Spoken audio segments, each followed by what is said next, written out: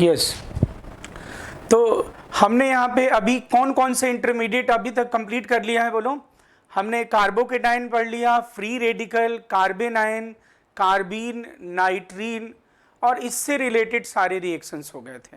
और अब नेक्स्ट जो इंटरमीडिएट हम डिस्कस करेंगे आपसे दैट इज बेंजाइन। और बेंजाइन इंटरमीडिएट के थ्रू जो रिएक्शंस होंगे उन्हें हम कहेंगे कि वो रिएक्शन बेंजाइन मैकेनिज्म से हो रहे हैं। दैट दोज रिएक्शंस और those mechanism will be termed as a benzyne mechanism, है ना। तो बेंजाइन का फॉर्मेशन पहले देखते हैं और फिर इसके बारे में प्रॉपर्टीज इसकी देखेंगे। पहले बेंजाइन का फॉर्मेशन देखिए। जनरली जो बेंजाइन मैकेनिज्म है या जो बेंजाइन बनेगा वो कौन बनाते हैं? दे एराइल हैलाइड बनाते हैं। कौन बनाते हैं? प्रथम बोलो, एराइल हैलाइड। जैसे ये लिखा मैंने, एराइल हैलाइड और एरोमेटिक हैलाइड एक ही बात है ना? Yes sir. है ना, एरोमेटिक हैलाइड, ठीक है। और एराइल हैलाइड से जब आप बेंजाइन बनाना चाहते हो तो नॉर्मल कंडीशन में नहीं बनेगा। ये बेंजाइन मैकेनिज्म जो एराइल हैलाइड शो करेंगे, they always show benzene mechanism in drastic condition. Drastic condition means क्या होगा? प्रथम ड्रास्टिक कंडीशन मतलब हाई टेम्परेचर होगा और जो बेस आप यहाँ पे यूज करोगे वो कंसंट्रेटेड बेस यूज करोगे या फिर स्ट्रॉन्ग बेस यूज करोगे। तो ये बेंजाइन फॉर्मेशन जो होगा वो, जैसे यहाँ पे मैं लिख रहा हूँ कंसंट्रेटेड NaOH, कंसंट्रेटेड NaOH, और यहाँ पे मैं क्या लिख रहा हूँ बोलो? कैसी कंडीशंस? Drastic condition. अब इसमें OH माइनस जो मैंने यहाँ लिखा बेटा, एनी लोन पेयर कॉन्टेनिंग और negatively charge species are nucleophile as well as base. अगर वो अपने इलेक्ट्रॉन को H+ को देता है तो वो बेसिसिटी शो करता है, और अदर देन H+ को डोनेट करता है तो न्यूक्लियोफिलिसिटी शो करता है, जो कि मैंने आपको पहले डिस्कस किया हुआ है।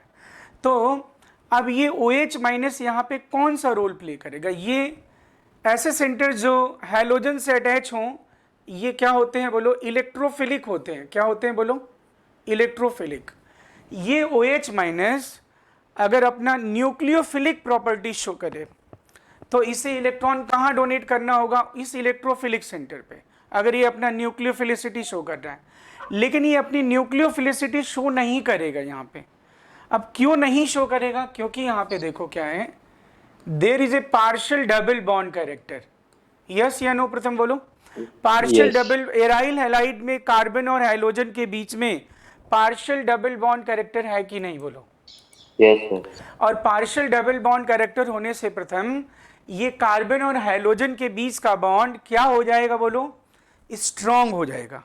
तो अगर ये OH माइनस इस कार्बन पे जहां पे हाइड्रोजन अटैच है अटैक करता है, तो फिर इस कार्बन पे कितने बॉन्ड बन जाएंगे? बोलो, हाउ मेनी बॉन्ड्स? 5 बन जाएंगे। इसलिए, जो कि पॉसिबल नहीं है, इसलिए OH माइनस यहाँ पे अपनी न्यूक्लियोफिलिसिटी नहीं शो करेगा। तो फिर क्या शो करेगा?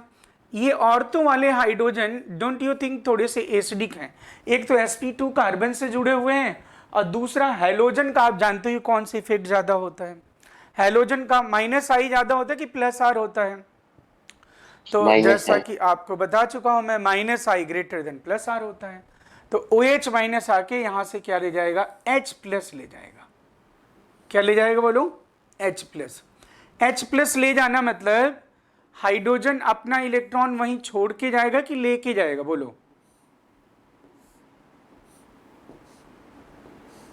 हाइड्रोजन अपना इलेक्ट्रॉन वहीं पर छोड़ के जाएंगे। हाँ, तो ये हो गया माइनस। और प्रथम आप बताओ कि ये बगल में आपने निगेटिव चार्ज क्रिएट किया है, नॉन बॉन्डेड इलेक्ट्रॉन, तो डोंट यू थिंक कि अब हैलोजन को थोड़ा सा रिपल्सन ज्यादा होगा? किसी भी सेंटर के बगल में अगर हम लोन पेयर क्रिएट कर दें नॉन बॉन्डेड इलेक्ट्रॉन, तो क्या करेगा? Bond pair bond pair, lone pair lone pair, lone pair bond pair. बोलो, रिपल्सन किस में ज्यादा होता है? बोलो, लोन पेयर में। तो अब ये लोन पेयर जो क्रिएट हुआ है नेगेटिव चार्ज, इससे रिपल्शन ज़्यादा होगा। इसकी वजह से क्या होगा, इस हैलोजन की लिविंग एबिलिटी बढ़ जाएगी। अब मान लो रिपल्शन मतलब जानते हो ना, धक्का मुक्की। तो अगर हैलोजन को रिपल्शन ज़्यादा होगा तो वो क्या करना चाहेगा, वहीं पे वो बैठे रहना चाहेगा या भाग जाना चाहेगा, बताओ मुझे, बोलो। हाँ, लीव कर जाएगा ना।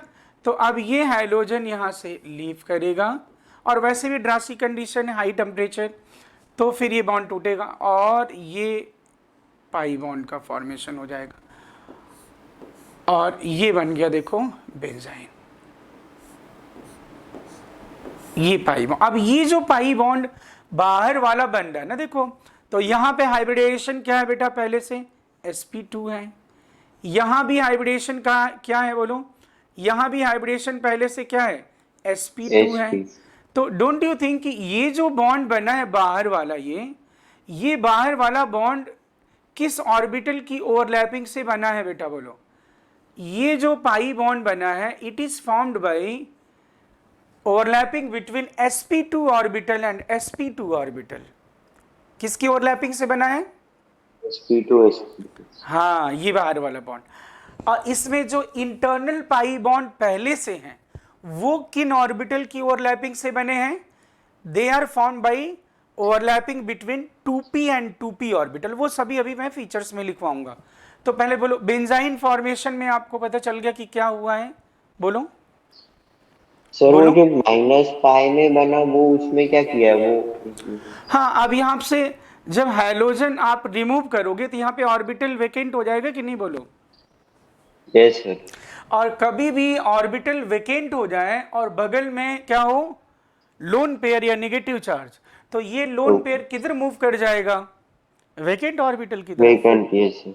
हाँ, तो इस ये पाई बॉन्ड, तो इसमें ओवरऑल देखो, मैं आपको जब बीटा एलिमिनेशन पढ़ाऊंगा तो बताऊंगा कि ओवरऑल ये जो फर्स्ट से और ये आपने जो थर्ड बनाया है ना बेटा, आप बताओ किसी भी मॉलिक्यूल के अंदर से कुछ ग्रुप या एटम को रिमूव कर देना, इसे हम क्या कहते हैं, बोलो, एलिमिनेशन कहते हैं, जो कि हम एलिमिनेशन मैकेनिज्म में पढ़ेंगे जब बीटा एलिमिनेशन पढ़ेंगे। तो इसमें आप बोलो, दो चीजों को आपने रिमूव किया है कि नहीं। एलिमिनेट करने का मतलब ही क्या है, जैसे नहीं बोलते हैं कोई टीम है उसमें से 2-4 लोगों को एलिमिनेट कर दिया, तो आपको लग रहा है कि अच्छा इस हेलोबेंजीन में से किसको किसको एलिमिनेट किया गया है, बोलो। एक हाइड्रोजन को और X को। इसलिए ये फर्स्ट से लेकर के और थर्ड तक ये जो है, ये क्या कहलाएगा, इट इज एलिमिनेशन रिएक्शन। क्या होगा बोलो, इट इज एलिमिनेशन। और अभी तो मैं बोल दे रहा हूं और आगे बीटा एलिमिनेशन में डिटेल बताऊंगा कि ये जो एलिमिनेशन है, बेसिकली ये एलिमिनेशन, आगे जो मैकेनिज्म बताऊंगा मैं बताऊंगा कि E1CB मैकेनिज्म है। जो एलिमिनेशन कार्बेनाइन के थ्रू होता है वो E1CB मैकेनिज्म कहलाता है। वो हम अलग से डिस्कस करेंगे किसमें, बीटा एलिमिनेशन में, E1, E2, E1CB मैकेनिज्म। समझ रहे बात आप मेरी, बोलो। अभी मैं जस्ट यहां पे लिख दे रहा हूं, ठीक है ना। और ये चीज हम अलग सेपरेट चैप्टर में पढ़ेंगे कि E1CB मैकेनिज्म क्या है, E2 मैकेनिज्म क्या है, E1 मैकेनिज्म क्या है, इंटरनल एलिमिनेशन क्या है। ये we will discuss in separate chapter ORM after isomerism, है ना। लेकिन मैं यहाँ पे अभी जस्ट मैंने लिख दिया, आप ये बस नोट कर लोगे क्या हो रहा है, कुछ नहीं। अभी आपने सिर्फ इसमें इतना जाना कि बेंजाइन बनना मीन्स H और X अगल बगल से रिमूव कर देना है। बोलो ठीक है, यस सर। नोट कर लीजिए ये।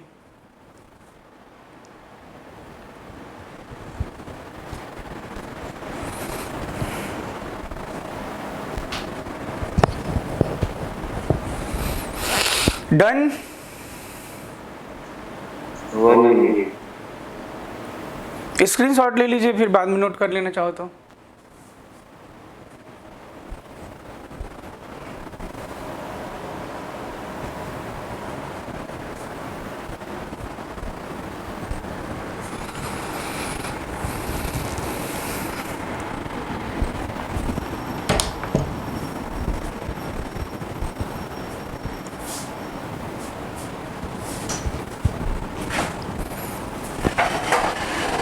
प्रथम बोलिए।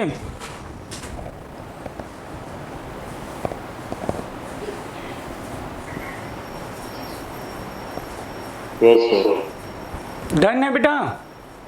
हाँ ठीक है। और अब बात करेंगे, देखो इसके important features.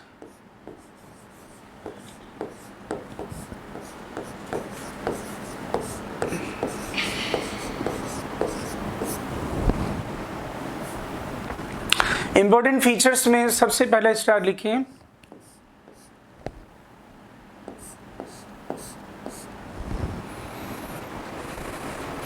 for benzene formation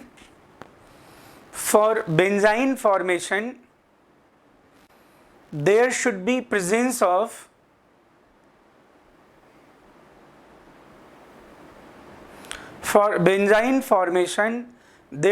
presence of hydrogen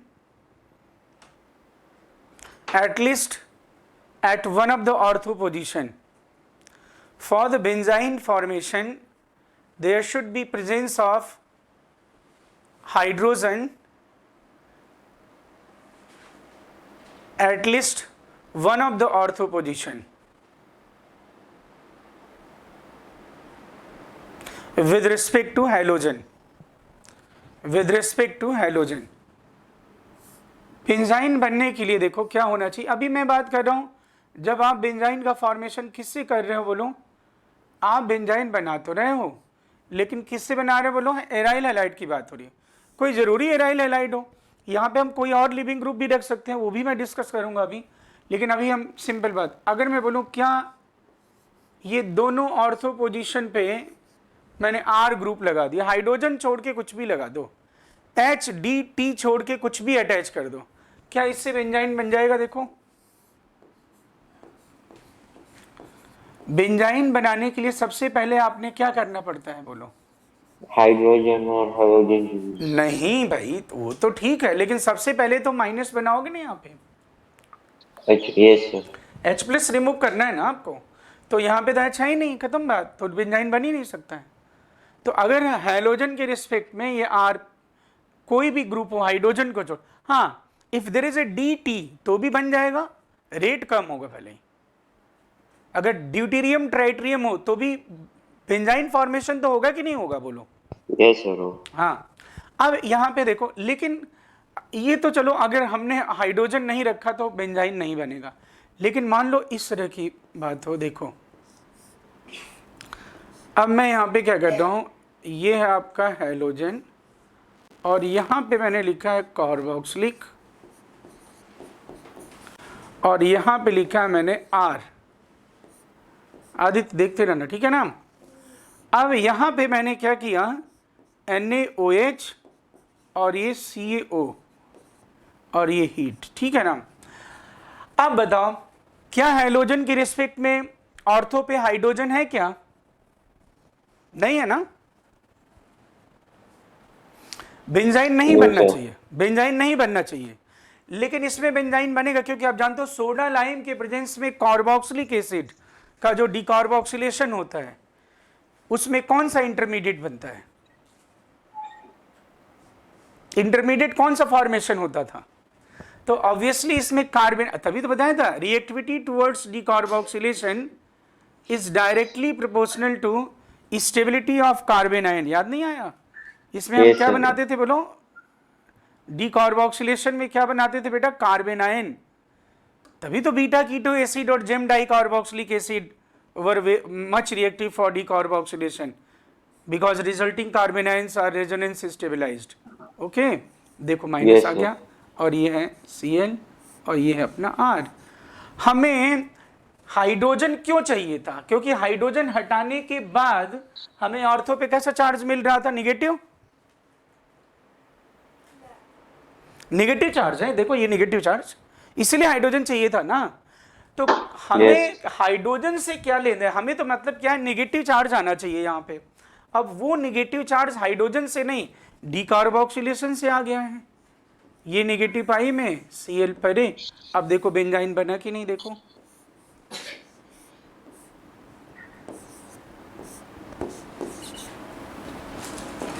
प्रथम बोलो क्या बात समझ में आई? हाँ सर। यानी वो निगेटिव चार्ज जो H प्लस के रिमूव करने से आ रहा था, वो निगेटिव चार्ज अब किससे आया? डीकार्बोक्सिलेशन से आया। किससे आया? डीकार्बोक्सिलेशन। डीकार्बोक्सिलेशन से निगेटिव चार्ज आ गया ना। तो ये बन जाएगा। ऐसे ही मैं अगर बोलूं, देखो अगर आपने, मैंने ग्रिग्नार्ड एजेंट बता दिया था ना आपको, ग्रिग्नार्ड एजेंट। Yes sir. अब मैं ऐसा लिखा, देखो ध्यान से सुनना, ठीक है ना। अब ये लिखा है ओके, और यहां पे लिख दिया मैंने R, यहां भी लिख दिया R। अब बोलो लिविंग ग्रुप जो हैलोजन क्लोरीन ब्रोमीन है, उनके रिस्पेक्ट में हाइड्रोजन तो है नहीं, तो फिर कोई कहेगा कि इसमें ग्रिग्नार्ड एजेंट मतलब बेंजाइन नहीं बनेगा। लेकिन यहां पे मैं लिख रहा हूं 1 equivalent magnesium and dry ether. चलो, ग्रिग्नार्ड एजेंट जब बनाते थे तो क्या करते थे? R और X के बीच में किसको इंसर्ट कर देते थे? मैग्नीशियम को। Mg। ठीक है ओके। और उसमें भी अगर एक ही इक्विवेलेंट मैग्नीशियम है तो कार्बन ब्रोमीन भी है, कार्बन Cl भी है, तो किसके बीच में मैग्नीशियम को इजीली इंसर्ट कर सकते हैं? Carbon bromine. हाँ, बॉन्ड लेंथ ज्यादा होगा तो जल्दी से वो इंसर्ट हो जाएगा, है ना प्रथम? Yes sir. और ये बेटा फिर क्या बना देखो, Cl। और ये देखना, ग्रिग्नार्ड एजेंट जब बनाओगे तो कार्बन पे कैसा चार्ज रहता है? माइनस चार्ज ना, निगेटिव ना। तो अब बोलो, देखो निगेटिव आ गया कि नहीं यहाँ पे बगल में? ये निगेटिव किस में कन्वर्ट होगा? पाई में। और ये Cl परे। अब बताओ बेंजाइन बन गया कि नहीं?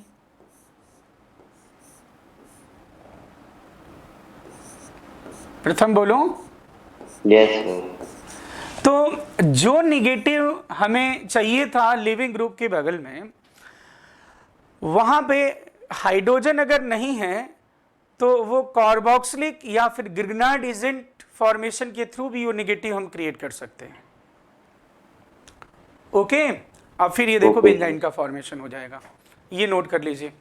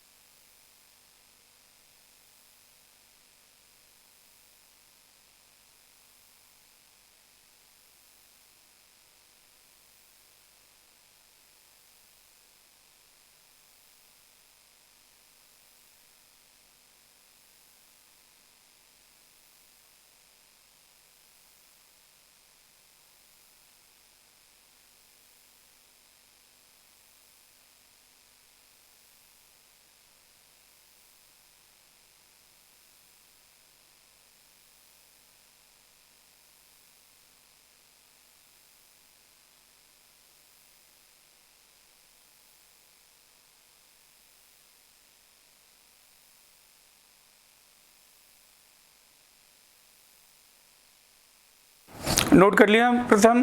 बस 1 मिनट भाई।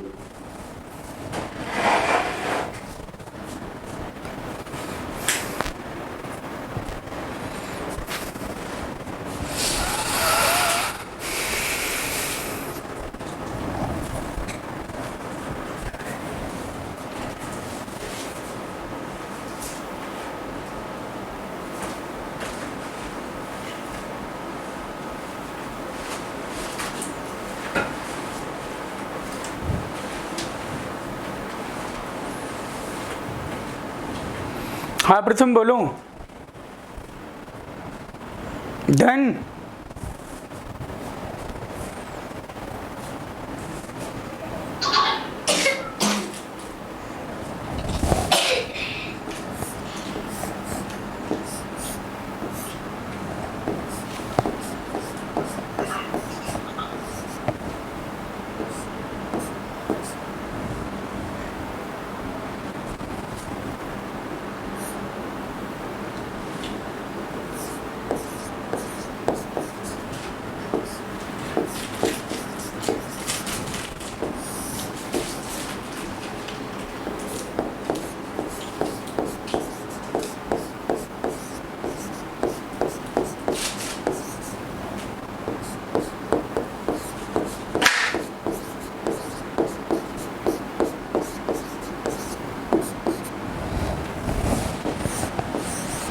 हाँ ये ठीक है ना भाई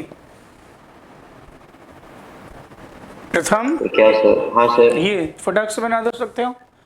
NaNO2 प्लस HCl लिखा है, इसके प्रेजेंस में NH2 ग्रुप किस में कन्वर्ट होता है? डायजो। हाँ ठीक है। और उसके बाद फिर आप सोडा लाइम गिवन है तो माइनस तो डायरेक्ट बना देते हैं इसको, तो कोई दिक्कत नहीं है ना। बोलो। हाँ हाँ यस। ये हो गया डाइएजो,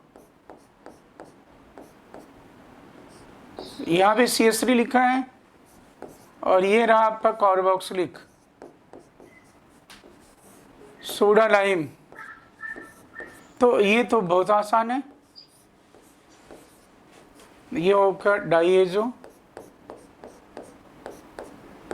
निगेटिव और ये रहा आपका CH3। ये निगेटिव किसमें पाई में? डाइएजो परे। तो कोई जरूरी नहीं कि जो लिविंग ग्रुप हैं वो केवल क्या हो बोलो, वो लिविंग ग्रुप केवल हैलोजन ही नहीं, डाइएजो भी लिविंग ग्रुप हो सकते हैं कि नहीं बोलो? यस। नेक्स्ट फीचर लिखिए। सर एक मिनट नोट कर लो जाएगी। हाँ ये नोट कर लो जल्दी से।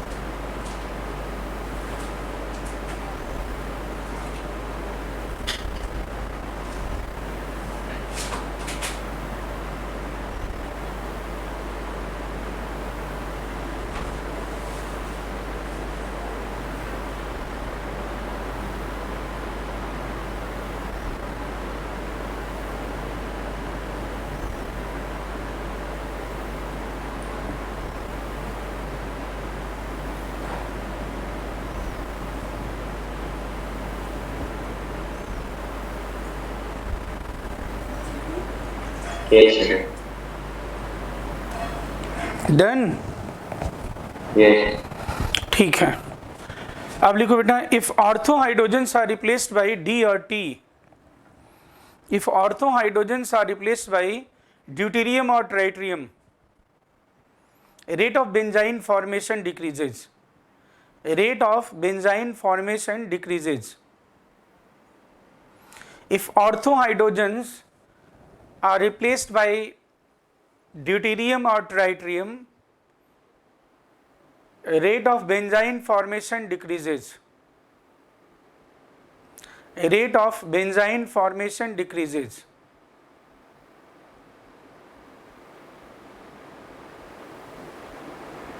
Yes, sir. ठीक है, बिकॉज अब इसमें बताने की जरूरत नहीं, C D bond is stronger than C H bond, वो आप पहले से जानते हो। अब बेटा लिखो benzyne, benzyne is a aromatic molecule, benzyne is a aromatic molecule. अब बेंजाइन को देख करके, वैसे तो ये मैंने आपको एरोमेटिसिटी में ही बता दिया था, अगर याद है ना। ये जो बेंजाइन की बात हो रही है, इसमें बेंजाइन में कितने पाई बॉन्ड आपको दिख रहे हैं बोलो? 4। तो 4 पाई बॉन्ड दिखने से, 4 पाई बॉन्ड से आपको ऐसा लगेगा कि भाई ये तो एंटी एरोमेटिक है, साइक्लिक कॉन्जुगेटेड कोप्लेनर और even number of pi bond. लेकिन ये जो पाई बॉन्ड है, it is present in plane perpendicular to the this pi cloud plane, मतलब ये परपेंडिकुलर प्लेन में है, समझ लो। तो अब ये क्या रेजोनेंस में पार्टिसिपेट कर सकता है या लोकेलाइज्ड होगा बोलो? लोकल। It is localised. और अगर ये लोकेलाइज्ड है तो फिर ये अब केवल रेजो में जो पार्टिसिपेट करने वाले हैं वो 3 ही हैं साइक्लिक डिलोकलाइजेशन में। तो इसीलिए ये कैसा मॉलिक्यूल हुआ बोलो benzene? It is aromatic molecule. बोलो क्लियर है ये बात? Yes sir. हाँ, ये फटाक ये तो पहले से भी मैंने एरोमेटिक में बता दिया था, नोट कर लीजिए।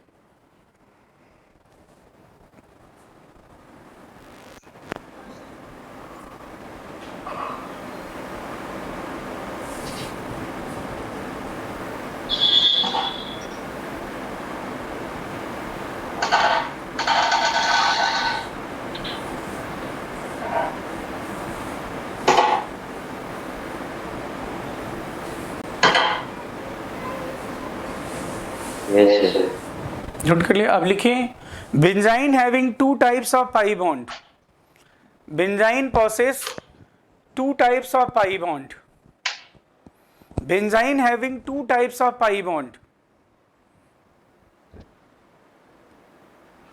3 internal pi bonds, 3 internal pi bond, 3 internal pi bonds which are formed by 3 internal pi bonds which are formed by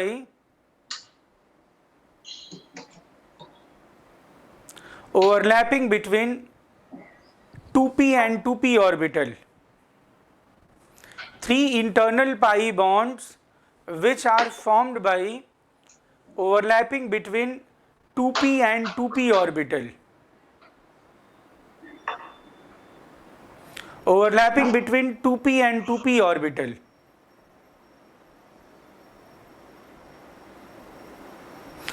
While one external pi bond, while one external pi bond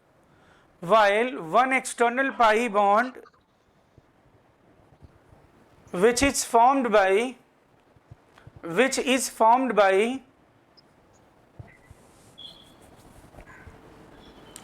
sp2 orbital,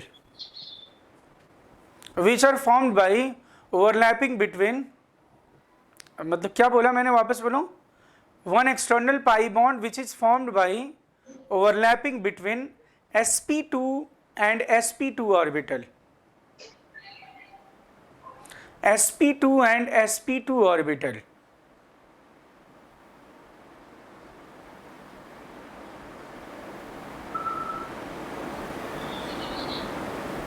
yes sir. लिख लिया ना बोलो? तो ये जो बाहर वाला पाई bond है ये कैसे बना है, प्रथम बोलो? sp2 ऑर्बिटल के ओवरलैपिंग से बना है। और ये अंदर वाले जो पाई बॉन्ड हैं वो 2p2p से बने हैं, ठीक है ना। और ये जो बॉन्ड है बाहर वाला, ये पुअर ओवरलैपिंग की वजह से वीक होता है, इतना स्ट्रॉन्ग ओवरलैपिंग नहीं होती इसमें। एक चीज और, जो बेंजाइन है वो डायमेराइजेशन भी शो कर सकता है। तो आप ये स्टेटमेंट एक लिखिए, benzene can show dimerisation, benzene can show dimerisation, benzene can show dimerisation. Dimer समझते हो ना, जैसे AlCl3 का डाइमर Al2Cl6, BS3 का Yes, sir. Dimer B2S6, dimer समझ रहे ना, एक दो मॉलिक्यूल मिलके एक बन जाए ना, डाइमराइजेशन। तो ये डाइमराइजेशन शो ऐसे करता है भाई। इसमें वीक बॉन्ड मैंने बताया कौन सा वाला है, बोलो वीक बॉन्ड कौन सा वाला है, इंटरनल वाला bond. कि एक्सटर्नल वाला? एक्सटर्नल। तो ये भाई ऐसा ट्रांसफर होके साइक्लिक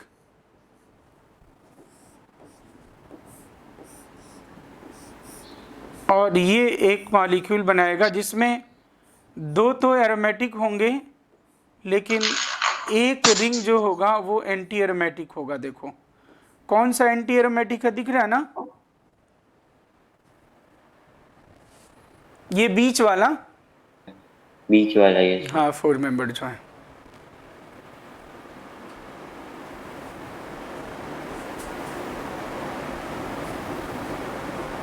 कर लिया नोट?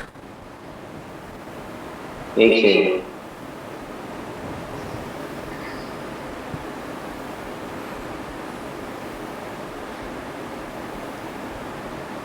तो बेंजाइन को कभी भी अगर आप प्रोडक्ट में नहीं कन्वर्ट करोगे, किसी और से रिएक्ट नहीं कराओगे, तो ये बेंजाइन फिर आपस में ही रिएक्ट करके क्या बना लेंगे, बोलो, डायमेराइजेशन शो कर देंगे। प्रथम, यस। बेंजाइन को अगर हम किसी टारगेटेड कंपाउंड के प्रेजेंस में ना बनाएं तो फिर वो, या रीजेंट से रिएक्शन ना कराएं तो क्या होगा, बोलो, वो बेंजाइन आपस में ही रिएक्ट करके डायमेराइजेशन शो करेंगे। इसलिए कभी भी ये वाला जब क्वेश्चन पूछता था ऐसा गिवन रहता, बड़े ध्यान सुनना। अब मान लो मैंने यहां पे लिख दिया क्लोरोब्रोमोबेंजीन, अब तुम बताओ क्लोरोब्रोमोबेंजीन को अगर मैं 1 इक्विवेलेंट मैग्नीशियम से ट्रीट करूं तो बोलो क्या बनाओगे बेटा?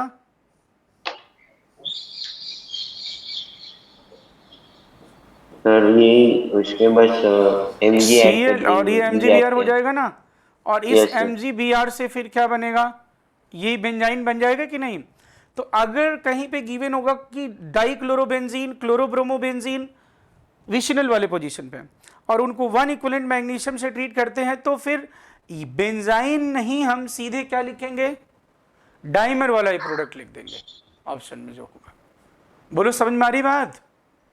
सर ये नहीं समझा क्या ये मैं कह रहा हूं कि अगर क्लोरोब्रोमोबेंजीन है और उसको 1 इक्विवेलेंट मैग्नीशियम से हम ट्रीट करेंगे, तो ऑब्वियसली अब हमने क्या किया है, यहाँ पे कोई और रीजेंट नहीं रखा है इसको रिएक्ट कराने के लिए। जैसे जो नेक्स्ट लेक्चर होगा तो उसमें मैं बताऊंगा कि कैसे जो बेंजाइन होते हैं वो बेंजाइन कैसे रिएक्ट करके फाइनल प्रोडक्ट बनाएंगे, वो नेक्स्ट लेक्चर में बताऊंगा। लेकिन अगर मान लो कोई रिएजेंट आपने नहीं रखा इस बेंजाइन को रिएक्ट कराने के लिए, तो आपने क्लोरोब्रोमोबेंजीन 1 इक्विवेलेंट मैग्नीशियम रखा, इससे बेंजाइन बना, ये बेंजाइन को रिएक्ट करने के लिए अब कोई है नहीं, तो ये बेंजाइन आपस में ही रिएक्ट कर लेंगे। तो या तो बेंजाइन डायमेराइजेशन शो करता है तो ये बनेगा, अलग से ही क्वेश्चन आए, या फिर अगर मैं थोड़ा फ्लैशबैक में जाऊं और ब्रोमोक्लोरोबेंजीन या 1,2 डाइक्लोरोबेंजीन को मैग्नीशियम से ट्रीट करूं तो क्या बनेगा, तो आप बेंजाइन नहीं बोलोगे, सीधे क्या बोलोगे, बोलो जो ये डाइमर है वो बोलोगे। Yes sir. नहीं समझे बात की? समझे? यस सर समझ। हाँ ये कह रहा हूँ। तो बाकी नेक्स्ट लेक्चर जो शाम को एक बार डिसाइड कर लेंगे, ठीक है? शाम को कितने बजे फ्री हो? शाम को मैसेज कर देना, ठीक है, देख के। हाँ सर, मैं आपको तो मैसेज इतना करता ही, हूँ। ओके, मिलते हैं फिर नेक्स्ट बाय लेक्चर सर। में कंप्लीट करेंगे। Okay bye. हाँ।